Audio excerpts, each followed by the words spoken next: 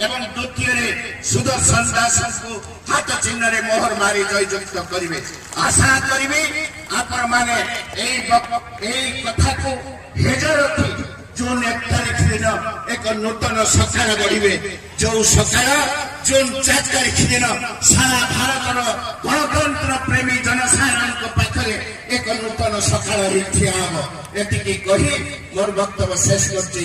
इनकलाब जिंदाबाद। नमस्कार।